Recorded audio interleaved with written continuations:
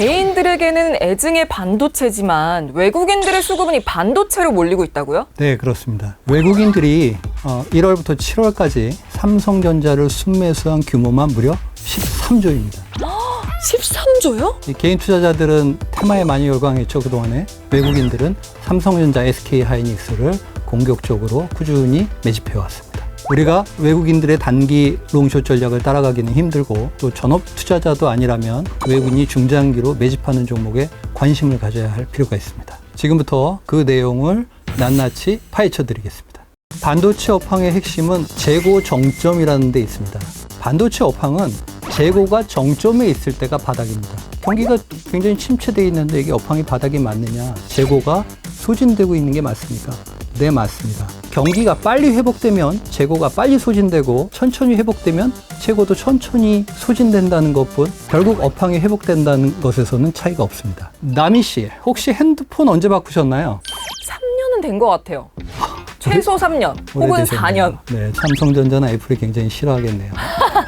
자, 왜 여쭤봤냐 하면요. 스마트폰에도 시스템 반도체가 굉장히 많이 들어가죠. 경기가 회복되고 소비가 살아나면 반도체의 70% 이상을 사용하고 있는 스마트폰을 포함한 PC, 가전, 자동차 등의 업황이 살아나게 됩니다. 출하량이 증가하게 되죠. 이 소비재를 팔고 있는 고객사들이 조금씩 반도체 재고가 모자랄 것에 대비하고 있습니다.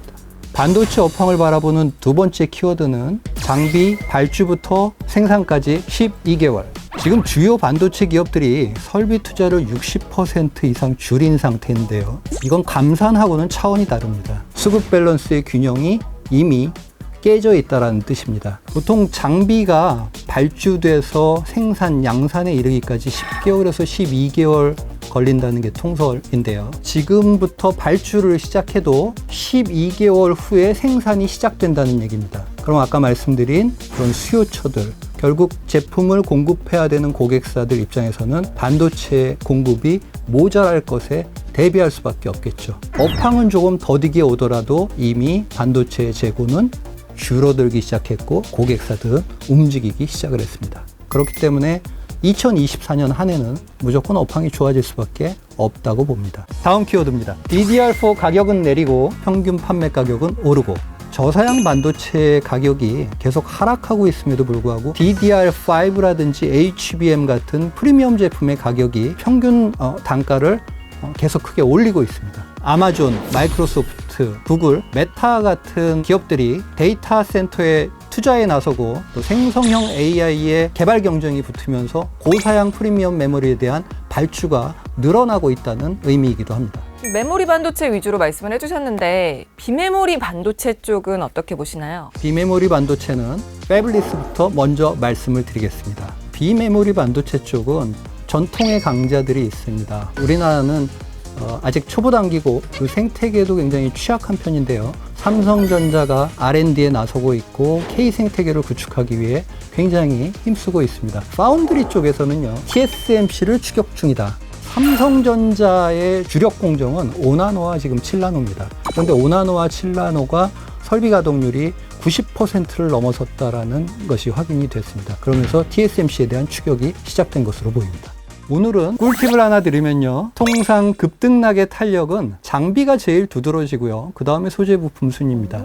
반도체 장비가 이렇게 비싸기 때문인데요. 네덜란드의 ASML의 하이 NA EUV 장비 같은 경우에는 5천억 원을 호가할 거라고 합니다. 반도체는 장비들을 발주하고 수주를 할 때 매출이 급증하는 경향들이 있습니다. 그리고 소재 부품은 반도체의 생산과 그 흐름을 같이 하겠죠. 그래서 오르는 순서도 반도체의 장비가 먼저 오르고 소재 부품이 나중에 따라 오릅니다. 그러면 일단 반도체 쪽에서는 장비 쪽을 좀 봐야 된다고 하셨고, 고수님은 어떤 기준으로 이 반도체 종목들에서 수익을 이끌어내시는지.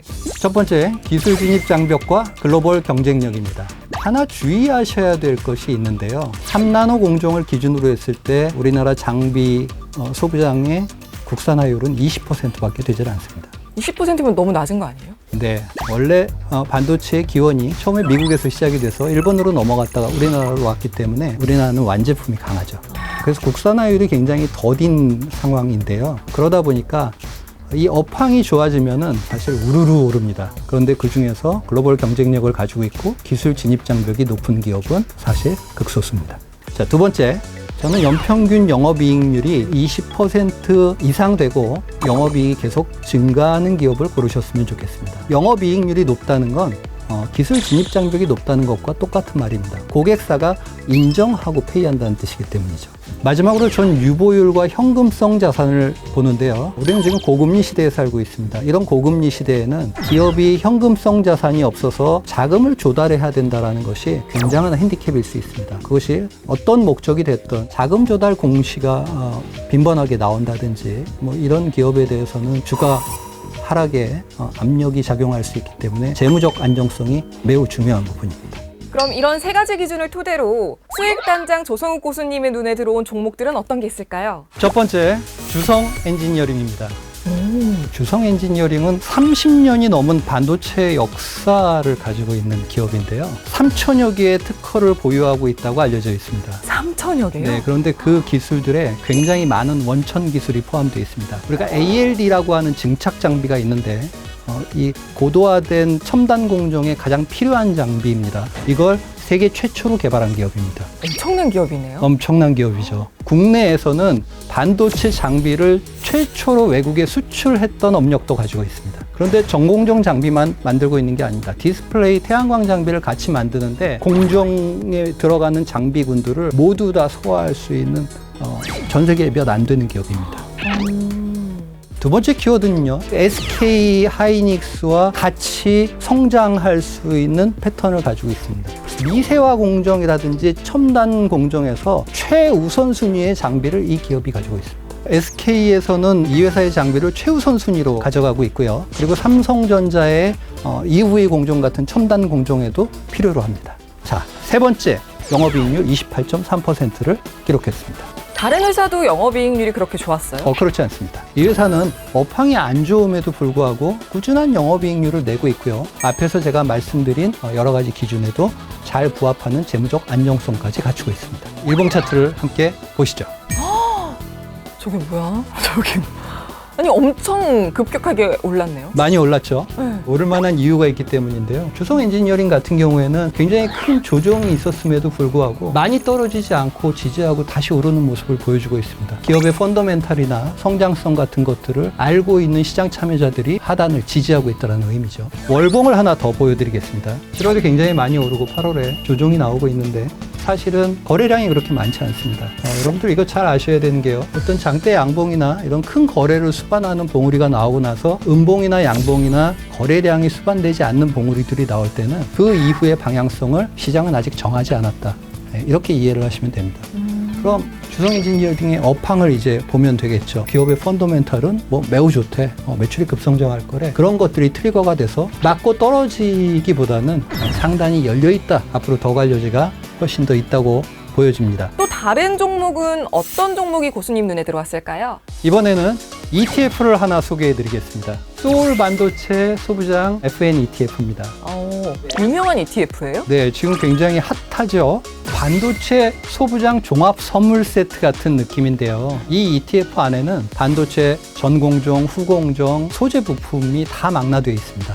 삼성전자나 SK 하이닉스 업황 좋은 건 다 알겠는데 그걸 사자니 조금 무거워. 사고 싶은 건 또 너무 많이 올랐어요. 그죠? 나는 조금 매매 호흡을 빨리 가져가고 급등락이 좀 있는 종목 선호하는 편입니다. 이렇게 고민하시는 분들을 위해서 이 ETF는 어떨까 하는 생각으로 가져와 봤습니다. 특히 최근에 핫한 HBM 관련 주들도 이 안에 녹아져 있습니다. 아까 제가 주요 반도체 기업들이 60% 이상 설비를 줄였습니다라고 말씀을 드렸는데요. 거기 예외가 있습니다. 구공정 분야인데요. 여러분들 지금 제일 핫한 이 HBM이라는 건 D램 반도체를 이렇게 수직으로 이렇게 쌓은 겁니다. 이렇게 수직으로 쌓은 거기 때문에 뭐가 중요할까요? 구공정 패키지가 중요한 겁니다. 이 후공정 설비가 얼마나 부족하냐 하면요. SK 하이닉스의 경우에는 올해 연말까지 후공정 설비 분야를 2배를 증설을 하겠다고 합니다. 그러니까 이 후공정 장비 관련된 종목들이 계속 랠리를 하고 있는 것입니다. 이 ETF의 1위가 지금 한미반도체인데요. 구성 종목의 12%의 포션을 차지하고 있습니다. 결국 자산운용사에서 이 ETF를 통해 시장에서 매수를 했다라고 전제를 하면 한미반도체가 HBM의 상승 랠리의 시장 주도주가 되는데 이 ETF가 1등 공신이었다라고 해석할 수 있겠습니다. 이제 만약에 이 ETF 중에서 나는 여기서 몇 가지만 사고 싶다 이러면은 그냥 이 종목들만 좀 사도 되나요? 꿀팁을 하나 드리겠습니다. 이 ETF의 구성 종목들과 구성비는 픽스되어 있는 게 아닙니다. 너무 많이 오른 것들은 조금 포션을 줄일 수도 있고요. 좀 덜 오른 것들이 커질 수도 있겠죠. 이 안에는 장비도 있고 소재 부품도 있는데요. 이제 반도체의 생산이 시작이 되면 그때는 소재 부품의 포션이 올라올 수 있겠네요. 혹시 이거보다 더 좋은 종목 숨겨두시진 않으셨는지? 당연히 있죠. 그래요? 네. 얼마나 더 좋아요? 잘 가지고 계시면 내년 연말까지 100%는 더 오르겠죠. 어떤 종목이죠? 그건 지금 알려드릴 수는 없고요. 복사주에서 설명드리겠습니다.